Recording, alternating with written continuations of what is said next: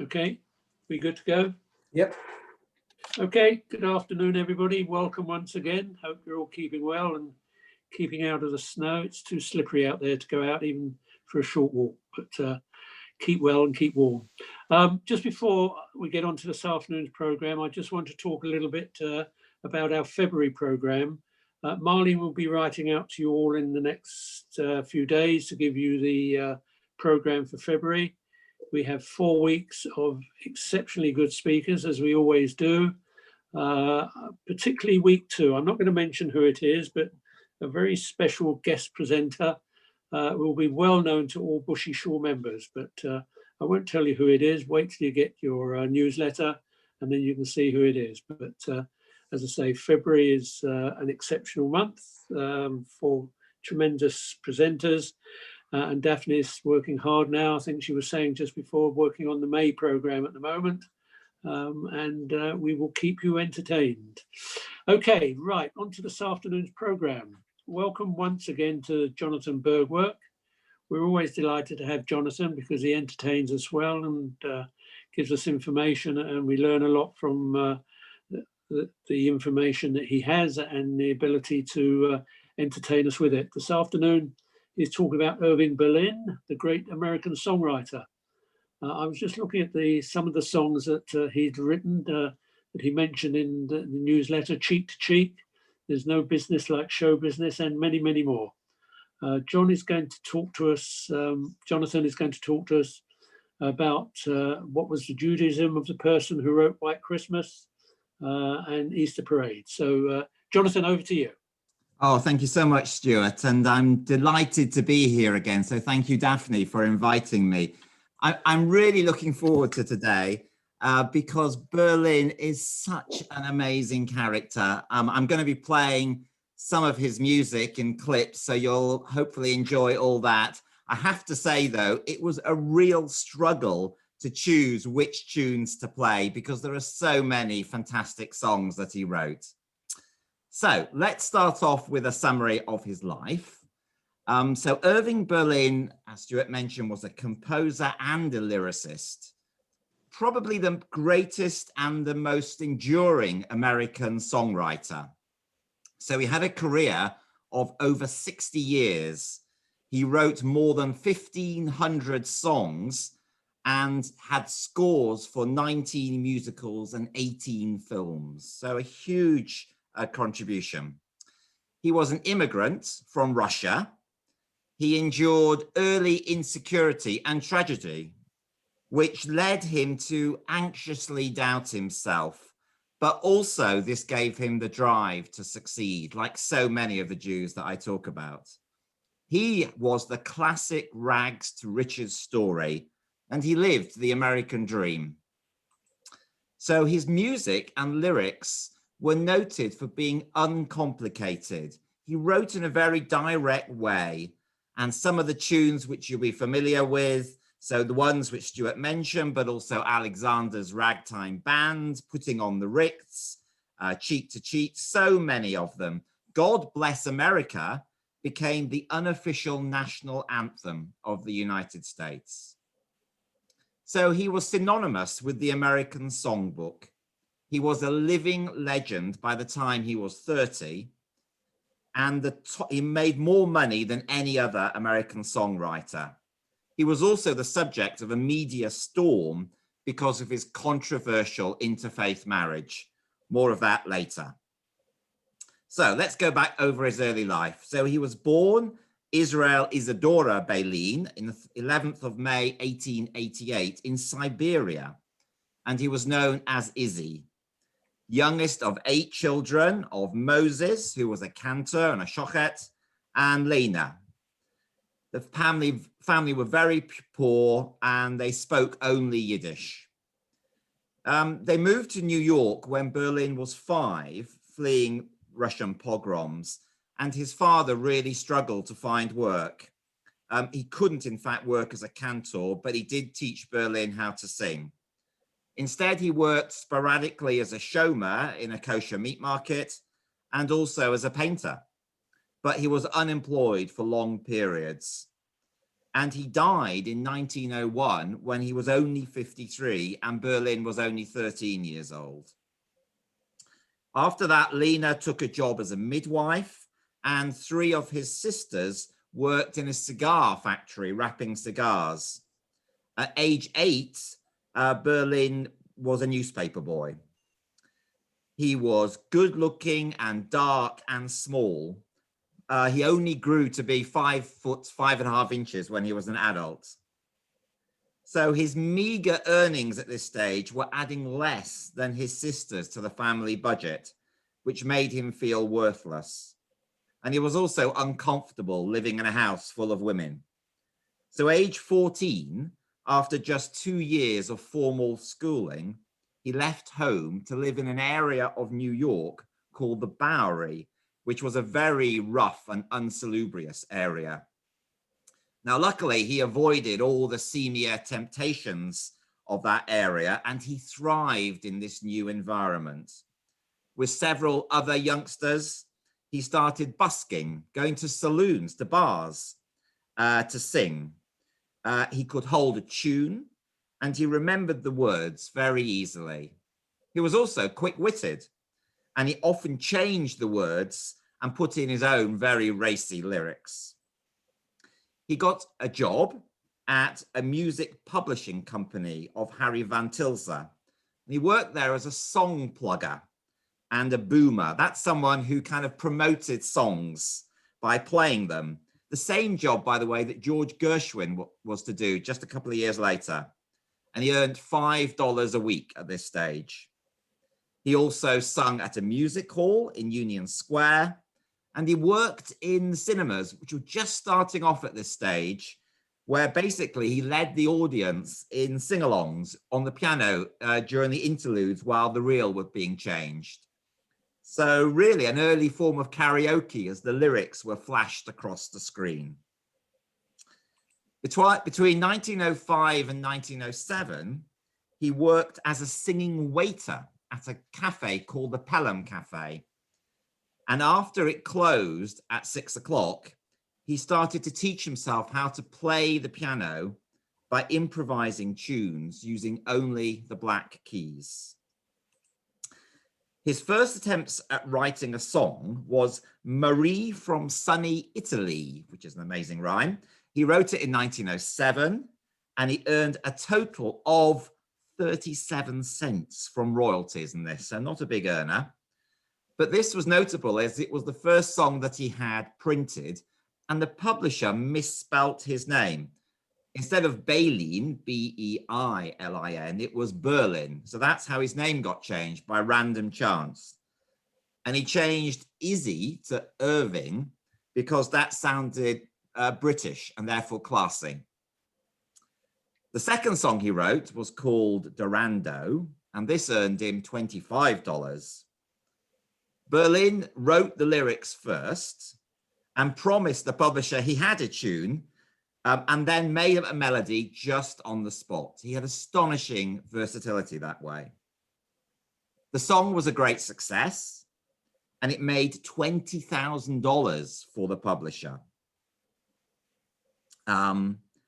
He then wrote the next tune, Sadie Salome, which sold 250,000 copies. So clearly he was a lyricist who could write very bankable tunes, and he was offered a job for $25 a week plus any royalties he made.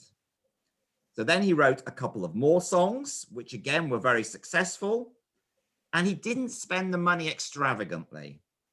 In fact, the first thing he bought was a rocking chair for his mother. And then in 1909, he wrote his first song, which I want to share with you. It was called Yiddle on Your Fiddle, Play Some Ragtime. And it was a Jewishly themed song. So let me just set up the video for you, or I'm going to just share. Just click on this and change the settings. Oops, that's it. Right. So let's have a look at this.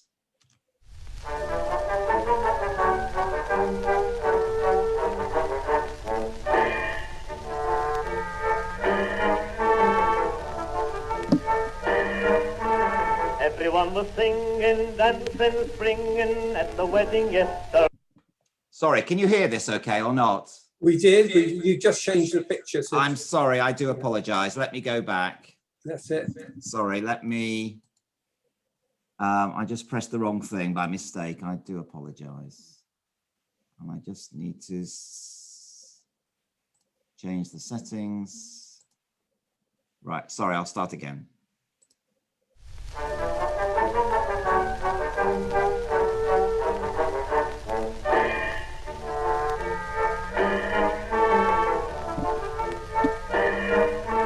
Everyone was singing, dancing, springing at the wedding yesterday. Fiddle on his fiddle, playing some ragtime, and when Sadie heard him play, she jumped up and looked him in the eyes. Fiddle swelled his chest way out. Everyone was taken by surprise when they heard Sadie shout. Yiddle on your fiddle, in the middle play some ragtime. Get busy, I'm a dizzy, I'm a feeling 2 years young. I'm a chocolate baby. If you'll maybe play for Sadie some more ragtime. It'll don't you stop, if you do I'll drop, for I just can't make my eyes shut up. It'll on your fiddle play some ragtime. Okay, Yiddle on your fiddle. He also wrote another tune called And That Mesmerizing Mendelssohn Tune, which had very daring lyrics and an innovative ragtime tune. It sold 1.5 million copies at 2 cents a copy. Let me play you that one. Love me to that ever-loving spring song melody. Please me, honey, squeeze me to that Mendelssohn string. Kiss me like you would your mother. One good kiss deserves another. That's the only music that was ever meant for me. That tantalizing, hypnotizing, mesmerizing Mendelssohn tune. Okay. Now, he had no formal musical training, and he played almost entirely in F sharp so that he could stay on the black notes. And he owned 3 transposing pianos so he could change keys by moving a lever. Though he eventually learned to read and write music, he always dictated songs to his musical secretaries as he couldn't notate music. And I've got a clip which shows him explaining this. This is actually Berlin. Tell me, Irving. Yeah? This is the funniest looking thing I ever saw. This is a piano? Tony, that isn't a piano, that's the piano. Oh, the piano. This is the first piano I ever owned. It's what we call a transposing keyboard. Want to see how it works? Yes. Well, you see, I only play an F sharp in the black key, you see? Oh, the black keys. That's right. Now, with this... Oh, that's wonderful. Could I see that again, Yes, please? Julie. The keyboard is movable. It's very simple. Here it is. Oh, that's smart. Simple. Irving, did you write your first song on this? No, but I'll tell you what I did write on this. I wrote my first hit on it. Would you like to hear Oh, it? I'd love Love to. it. You're Play it kidding. for me. Really? Do it. It's very corny and Oh, We very... don't care. It's early in the program.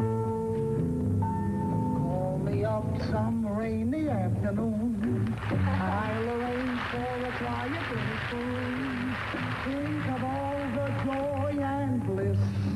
We can hug and we can talk about the weather. I'll arrange for a quiet little talk. And I'll see down my mother takes a walk.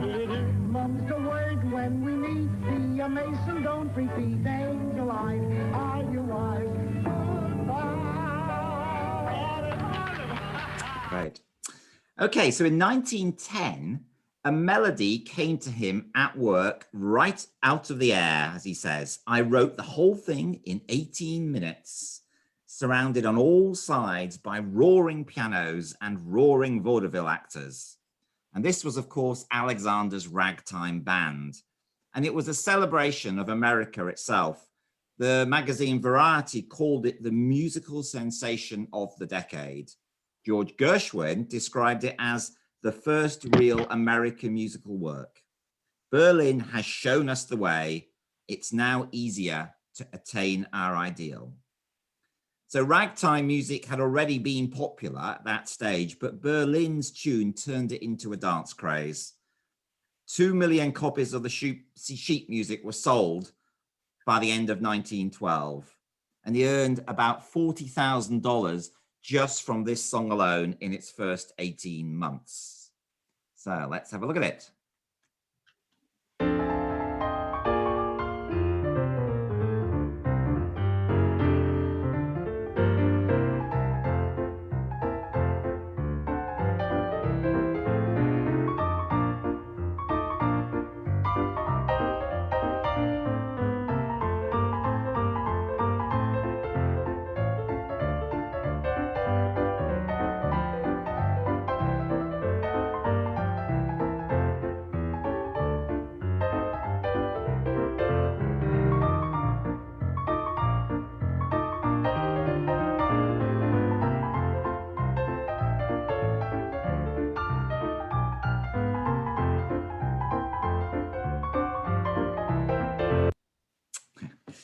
So, aged only 23, he'd become a celebrity. In 1913, he came to London and featured in a review here called Hello Ragtime, and he was paid $20,000 for the trip, which is worth over £1.5 million today. At this stage, he was writing 3 completely new songs each week, and he published 40 tunes in the last 9 months of 1911. He was writing so fluently, by his own estimate, only 1 in 10 of the songs that he wrote were worth publishing. 1914, he wrote a ragtime review called Watch Your Step, which was his first full-length Broadway musical and starred the dancers Irene and Vernon Castle. For the first time, his songs were arranged for 20-piece orchestras. And simple melody became the first of his trademark double songs. So this is which 2 different melodies and lyrics were counterpointed against each other. And I'll play you an excerpt from that so you can see what I mean. In days of yore before the war, when hearts now old were young, at home each night by firelight, those dear old songs were sung. Sweet melodies, their memories around my heart still cling. That's why I like to hear a song like Mother used to sing. Won't you play a simple melody like my mother sang to me? One with good old-fashioned harmony. Play a simple melody. Musical demon, set your honey a dream, and won't you play me some rag? Just change that classical nag to some sweet, beautiful drag. If you will play from the copy of a tune that is choppy, you'll get all my applause. And that is simply because I want to listen to rag. Okay, so you can see the 2 different tunes going through there. So the show from which this came, Watch Your Step, was a huge success, but Berlin was uneasy, as he always was, because, and this is a quote, "I was scared to death because I didn't know if I could continue to write hits." He always felt some sort of imposter syndrome, maybe, that he felt.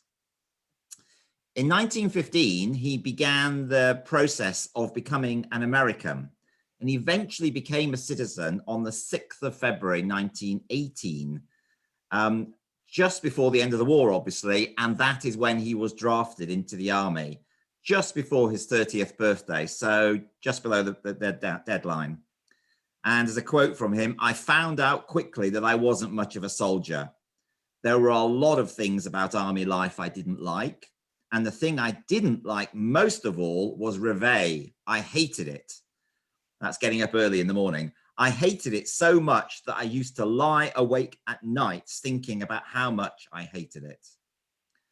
In the army, he was promoted to sergeant, and he composed a musical review there called Yip Yap Hank, as a patriotic tribute to the US Army. So he didn't do any fighting. He was in the entertainment corps, really. And by the following summer, this show was a hit on Broadway. It had a number of particular hits, including one related to the quote I just read out, and that was called "Oh, How I Hate to Get Up in the Morning," which, as the star act, Berlin performed, and he got a 10-minute standing ovation most nights.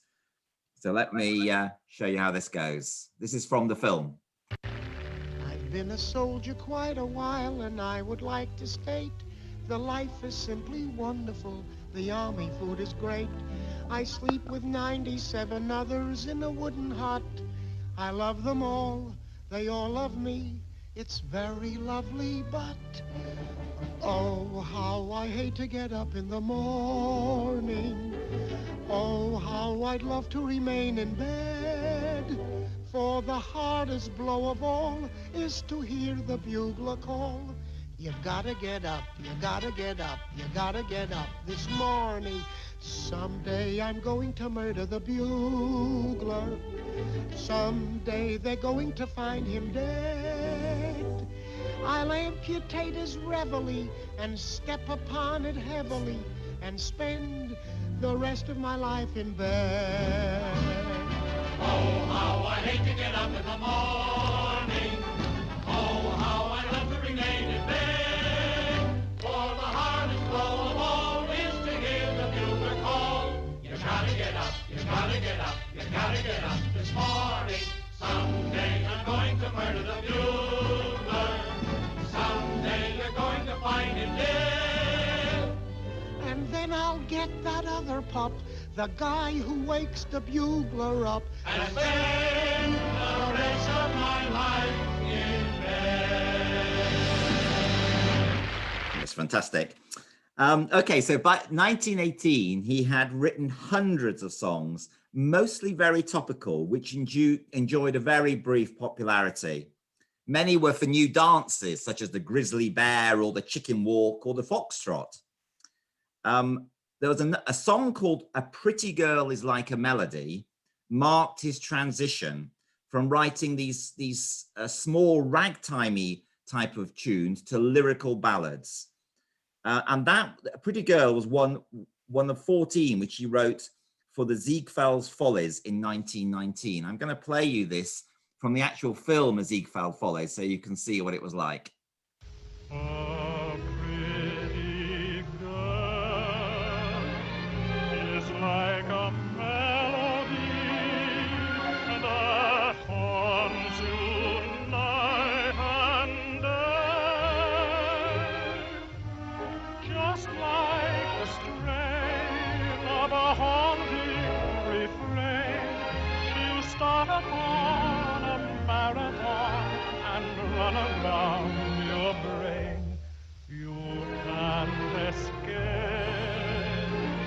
She's in your memory, by morning, night, and noon.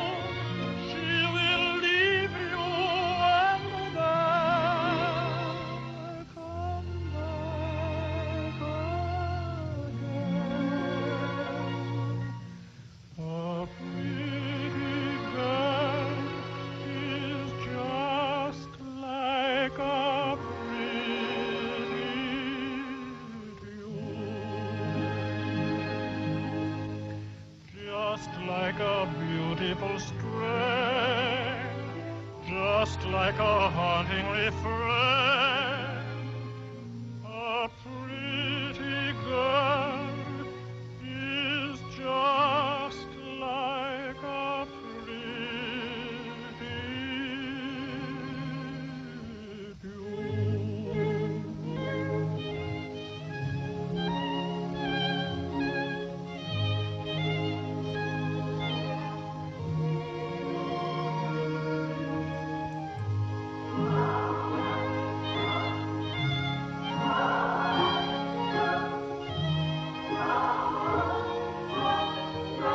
They don't make films like that, do they? That's from the 1936 film, The Great Ziegfeld.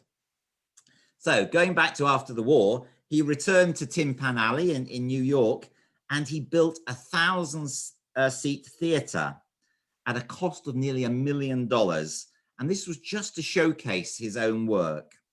And his first show, which was called the Music Box Review of 1921, cost $200,000 to stage, more than 3 times the usual costs. And it also lasted for 3.5 hours and included a range of tunes, including one called Everybody Step, which established Berlin as a jazz composer. I'm going to play for you now. Everybody step to the syncopated rhythm. Let's be going with them when they begin. You'll be saying, yes, sir, the band is grand. He's the best professor in all the land. Listen to the pep that emerges from the middle of the jazzy fiddle under his chin. Oh, what music. The clarinetter could not be better. Hear that string? I don't know just what it is, but it's great. They simply ruin it. Look at him doing it. Come, don't hesitate. Okay, so that was Everybody's Step. Now that was a successful show, and it ran for 440 performances, but most of his shows at this time flopped really, and the music has largely been forgotten. And this badly affected his confidence. So he had a run of 5 years where he didn't have much success at all.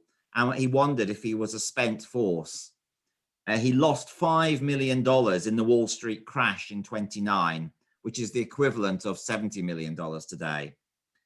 But amongst all these mediocre tunes, he did write a number of hit songs, and I'm just going to play you a couple. First one would be Blue Skies. Blue Skies was written after the birth of his first daughter. I'll come to his personal life later. And it's going to be sung by Ella, of course. Who else? Blue skies smiling at me, nothing but blue skies do I see. Bluebirds singing a song, nothing but bluebirds all day long. Never saw the sun shining so bright, never saw things going so right. Noticing the days hurrying by, when you're in love, my how they fly. Blue days, all of them gone, nothing but blue skies from now on. 1928, he wrote a song called Putting on the Ritz, and this is from the film with Fred Astaire. Have you seen the well-to-do up and down Park Avenue on that famous thoroughfare with their noses in the air, high hats and arrow collars, white spats and lots of dollars, spending every dime for a wonderful time? Now if you're blue and you don't know where to go to, why don't you go where fashion sits, putting on the Ritz? Different types who wear a day coat, pants with stripes and cutaway coat, perfect fits, putting on the Ritz. Okay. Now, he wrote a review in 1934 called As Thousands Cheer, which was an unusual way of doing it. So each song was an item from a newspaper, some of them touching on real issues of the day, and it was a smash hit. And this was the depth of the Depression. So they had 400 sold out performances at his theatre before it went on tour.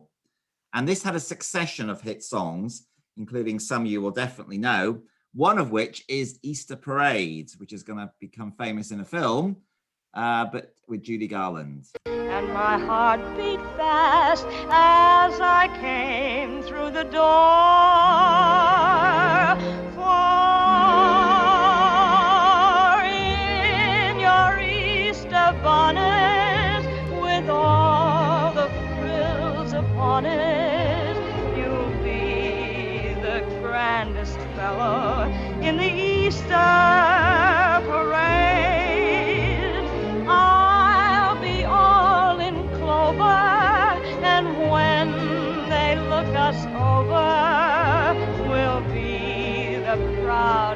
trouble in the Easter parade. Okay. Another song which he wrote from this review was one called Supper Time, which was astonishing to be in a musical. It was inspired by racial violence and about a lynching, really, which had happened. The song was sung by Ethel Waters, and it was the first time that a Black woman had starred in a Broadway musical. And it really showed Berlin's empathy for the oppressed and the discriminated against. It's really a song about a pogrom. And it's astonishing that such a thing was put in a musical. And and Ethel sings it so brilliantly. So I'm going to play quite an extended clip for you to really get into it. Supper time, I must set the table 'cause it's supper time. Somehow I ain't able 'cause that man of mine ain't coming home no more. Supper time, kids will soon be yelling for their supper time. How I keep from telling them that man of mine ain't coming home no more. How I keep explaining when they ask me where he's gone. How I keep from crying when I bring their supper on. How can I remind them to pray at their humble board? How can I be thankful when they start to thank the Lord? Supper time, I will set the table 'cause it's supper time. Somehow I ain't able 'cause that man of mine ain't coming home no.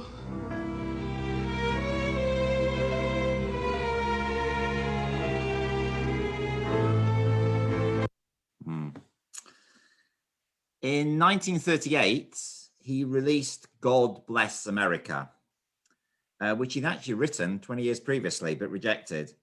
This was an expression of his deep gratitude to America for merely enabling an immigrant raised in poverty to become a successful songwriter. And it quickly became a second national anthem after America entered World War II.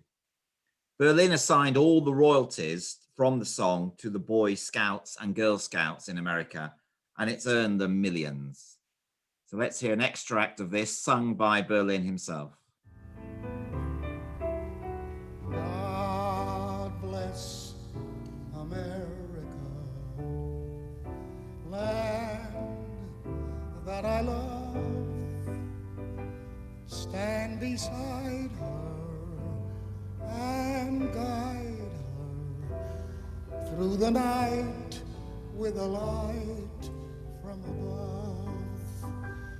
From the mountains to the prairies, to the oceans white with foam. God bless America, my home, He could do schmaltz. Berlin's most notable contribution to the war effort was a hugely successful stage show called This Is the Army. And he composed its score of 20 numbers in just 3 weeks. It opened on Broadway, it sold out 100 and odd performances, and then it toured. And at his insistence, it was the first integrated divisional army unit in the United States. So had black people and non-blacks in there, the only one in the war.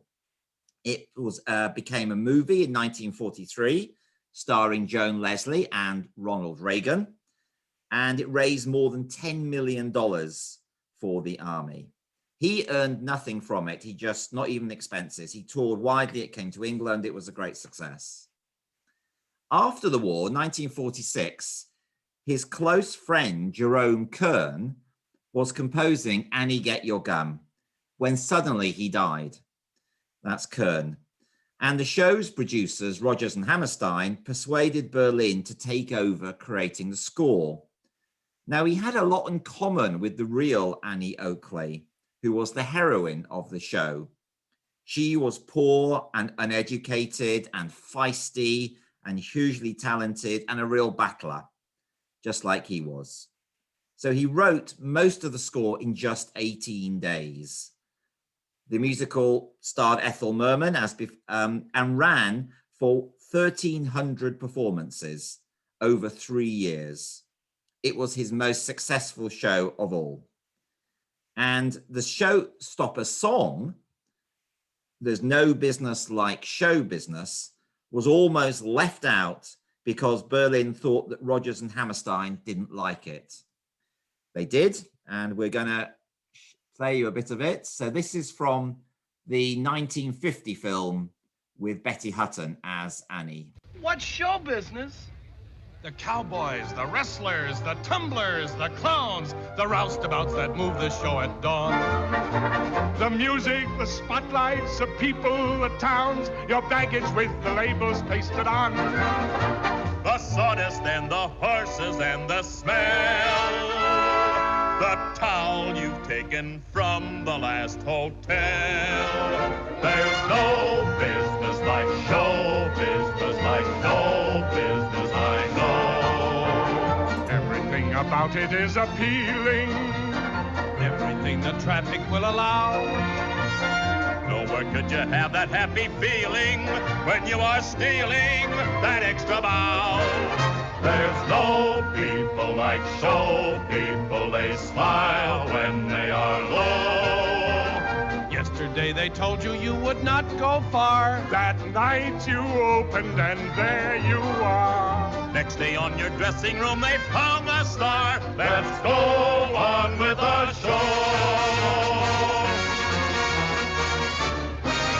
The costumes, the scenery, the makeup, the props, the audience that lifts you when you're down. The headaches, the heartaches, the backaches, the flops, the sheriff who escorts you out of town.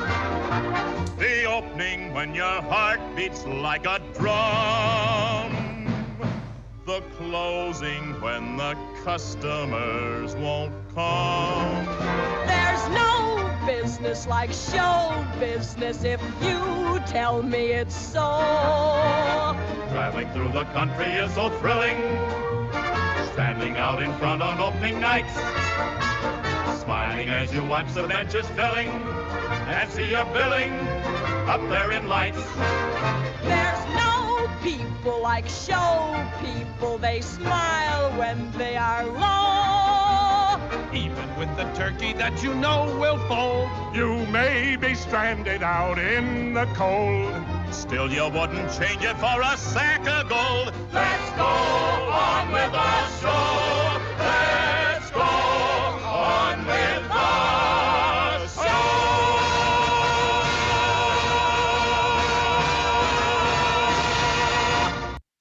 Okay, rousing. His songs have reached the top of the charts 25 times and have been extensively re-recorded by numerous singers like Al Jolson or Fred Astaire or Frank Sinatra or Judy Garland or Barbra Streisand or so many. He's also done so much within films as well. So in 1927, his song Blue Skies featured in the first feature-length talkie, The Jazz Singer, with Al Jolson. Top Hat in 1935 was the first of a series of distinctive film musicals with people like Crosby and Astaire and Garland. And let's just listen to Putting on My Top Hat, shall we? I'm putting on my top hat, tying up my white tie, brushing off my tails. I'm duding up my shirt front, putting in the shirt studs, polishing my nails. I'm stepping out, my dear, to breathe an atmosphere that simply reeks with class.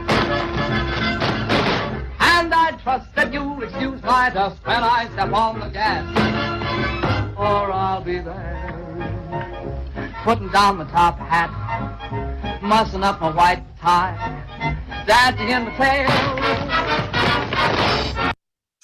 And Top Hat also had the song Cheek to Cheek, which he did with Ginger Rogers. Heaven, I'm in heaven, and my heart beats so that I can hardly speak, and I seem to find the happiness I see when we're out together dancing cheek to cheek. Heaven, I'm in heaven, and the cares that hung around me through the week seem to vanish like a gambler's lucky streak when we're out together dancing cheek to cheek. Oh, I love to climb a mountain and to reach the highest peak, but it doesn't thrill me half as much as dancing cheek to cheek. Oh, I love to go out fishing in a river or a creek, but I don't enjoy it half as much as dancing cheek to cheek. This is the famous dress that Rogers insisted on wearing, made of feathers, which kind of were molting all over the place, but she was miffed because she only had a bit part in it. Anyway, so 1942, a film came out called Holiday Inn, and that included the famous song White Christmas, which was sung by Bing Crosby. This song only has 8 sentences in it, but it has sold more records than any other, over 50 million copies. And it was #1 in the pop charts for 10 weeks. So it won Berlin the Academy Award for Best Music as an Original Song, one of 7 Oscar nominations he received during his career. And he's allegedly supposed to have said, not only is it the best song I ever wrote, it's the best song anybody ever wrote. So we must hear it, obviously. I'm dreaming of a white Christmas, just like the ones I used to know, where the treetops glisten and children listen to hear sleigh bells in the snow. I'm dreaming of a white Christmas, with every Christmas card I write. May your days be merry and bright,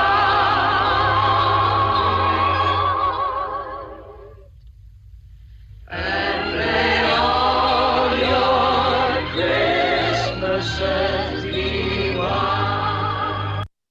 So he wrote probably the most famous tunes about Easter and Christmas of all time, being Jewish. None of them were religious at all, no religious connotations. He had many other successful films, including Blue Skies and White Christmas itself, and Irving Berlin's There's No Business Like Show Business and Easter Parade, which had Judy Garland and Fred Astaire. And I've already played you the Easter Parade song, so let me play you my favorite one from this film, which is The Couple of Swells. We're a couple of swells. We stop at the best hotels, but we prefer the country far away from the city smells. We're a couple of sports, the pride of the tennis courts. In June, July, and August, we look cute when we're dressed in shorts. The Vanderbilts have asked us up for tea.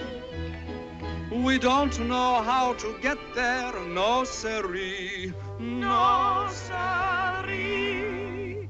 We would drive up the avenue, but we haven't got the price. We would skate up the avenue, but there isn't any ice. We would ride on a bicycle, but we haven't got a bike.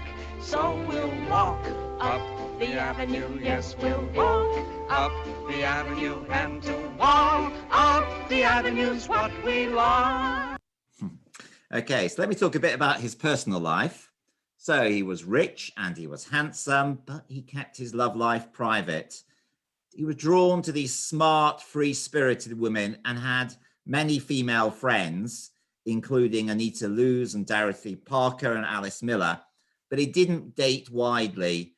He preferred to work through the night than to socialize.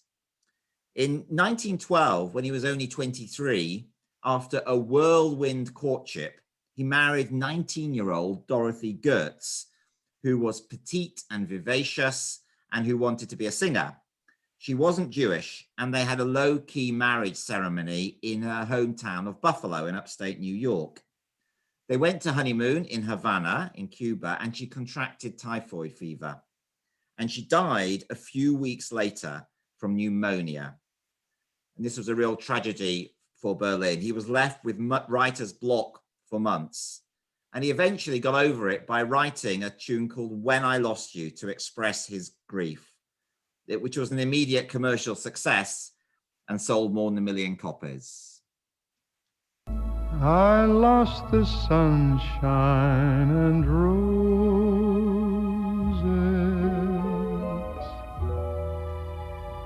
I lost the heavens of blue.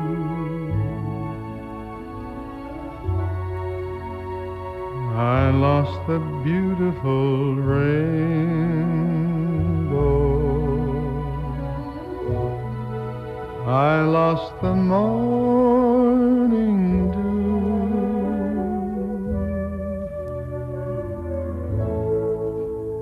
I lost the angel who gave me the summer, the whole winter through.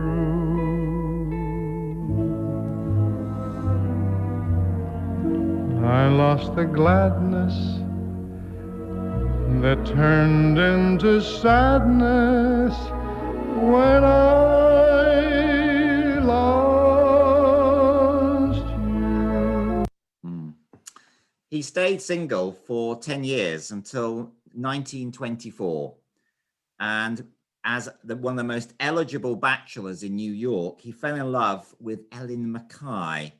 So she was the author, an author and the daughter of Clarence Mackay, who was very socially prominent and head of the Postal Telegraph Cable Company. She was 21 and Berlin 15 years older. He was an immigrant, obviously, and Jewish, and she was an heiress and Catholic. So their relationship was in all the tabloid press and was closely followed. Mackay was a widower. He doted on Ellen and he fiercely opposed the match. And he vowed that the marriage would only happen over his dead body. Berlin was in despair. And when she went to Europe, he didn't write to her. When she returned, she ended their engagement, but they couldn't stop seeing each other. So in 1925, they happened to be attending the opening together of Marx Brothers' The Coconuts, for which he'd written some of the music.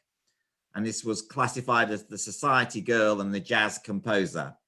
And they were the center of attention. At the event afterwards, he took her by surprise and asked her to marry him immediately or not at all. She agreed, and they wed in a simple civil ceremony at New York City's Hall, away from media attention. Mackay found out about the wedding 2 hours later, and he was stunned and humiliated. So he cut his daughter out from her $10 million inheritance. So in response, Berlin gave her the rights to Always as a wedding present. This is a tune he wrote, and let me play it for you. I'll be loving you always with a love that's true, always.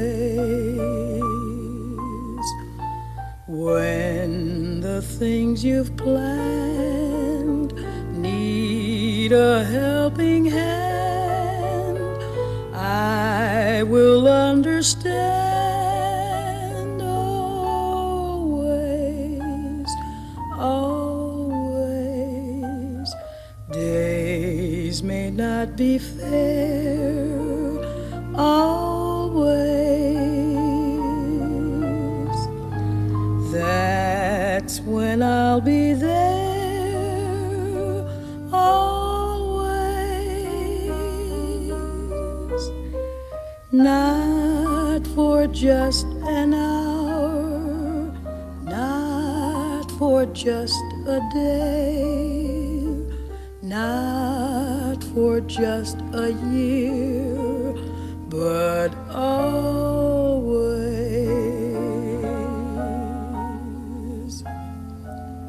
I'll be loving you always with a love that's true, always.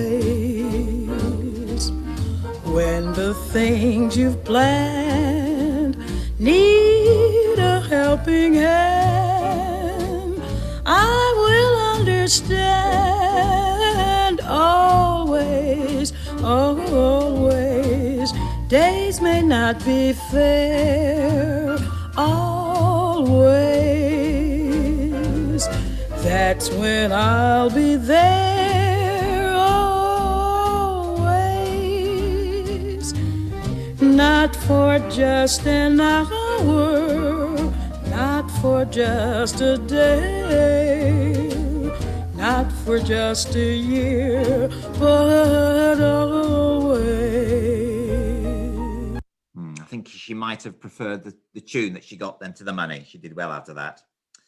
So they had a daughter, Mary Ellen, born in 1926. And even after that, Mackay, the father, refused to speak to the couple. But they did reconcile eventually when the Berlins lost their first son, Irving Berlin Jr., on Christmas Eve in 1928 to cot death, less than 1 month after he was born. They had 2 other children, Elizabeth and Linda. They had 9 grandchildren and 2 great-grandchildren. Elling could be irritable and he could be uncommunicative, and both suffered from unspoken bouts of depression. They had both suffered profound early loss, but their marriage was successful and lasted 63 years. So what was he like? Let's try and sum him up. Clearly, he was profoundly affected by his childhood when he slept under tenement steps, when he ate scraps of food, he wore secondhand clothes and sold newspapers. He started off with nothing, and he was determined to make something of his life. He never forgot his poor roots and helped others out when he could. He was an insomniac and a workaholic. He was addicted to the buzz of the show. So he typically began writing after dinner and continued until the early hours. He always had chronic stomach trouble, as it was described, probably IBS today. He was slim built, and when putting on a show, he would get even thinner. At times, his anxiety and his depression became a miserable emotional disorder, which meant he was unable to function normally. And from his late 60s onwards, he was periodically hospitalized. When he tried to retire in 1954, he took up golfing and fishing and painting, but he couldn't stay away from songwriting, and he never really filled the gaps which not working left with him. He was Jewish, and ethnically, culturally, and proudly Jewish.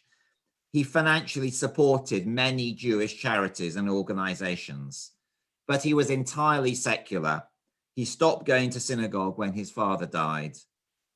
He was a Jew from the shtetl, but he created the most influential Christmas song of all time, although, as I mentioned, the lyrics have nothing to do with religion. He maintained a low profile in the last few decades of his life, almost never appearing in public after the late 1960s. He made his last public appearance in 1973. In 1983, they withdrew entirely to their house as their health deteriorated. Even family visits were discouraged. So Ellen died in 1988, aged 85, and Berlin died in his sleep in Manhattan, the 22nd of September, 1989, of a heart attack and natural causes at the grand age of 101. President Bush led a crowd of thousands singing "God Bless America," and President Reagan offered public condolences. Every theatre in Broadway dimmed its lights the next night.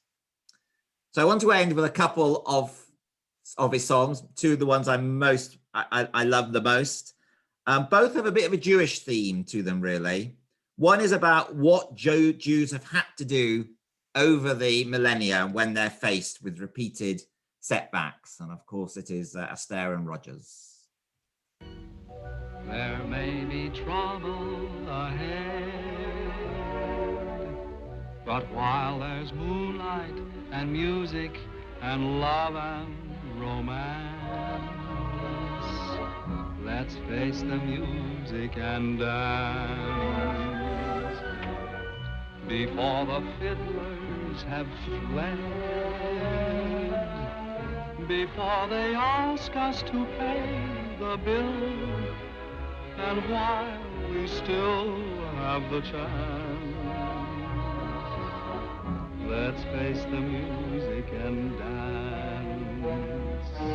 Soon we'll be without the moon, humming a different tune, and then there may be teardrops to shed. So while there's moonlight and music and love and romance, let's face the music and dance, dance. Let's face the music and dance. Finally, a song from Annie, Anything You Can Do. So that to me sums up the immigrant spirit of which he was part of, in which he had to prove that he could do anything, and he surely did. Anything you can do, I can do better. I can do anything better than you. No, you can't. Yes, I can. No, you can't. Yes, I can. No, you can't. Yes, I can. Yes, I can. Anything you can be, I can be greater. Sooner or later, I'm greater than you. No, you're not. Yes, I am. No, you're not. Yes, I am. No, you're not. Yes, I am. Yes, I am. I can shoot a partridge with a single cartridge. I can get a sparrow with a bow and arrow. I can live on bread and cheese. And only on that? Yes. So can a rat. Any note you can reach, I can go higher. I can sing anything higher than you. No, you can't. Yes, I can. No, you can't. Yes, I can. No, you can't. Yes, I can. No, you can't. Yes, I can. No, you can't.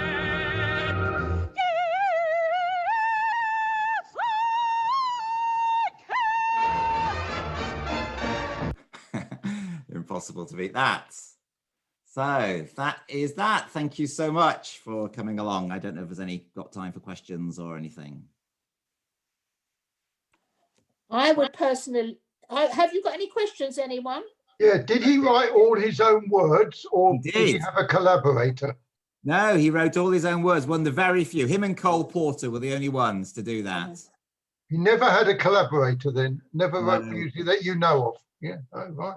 The vast majority he did himself. Exactly. He had some people arrange music, but no, he wrote them all himself. Amazing. Yeah, really.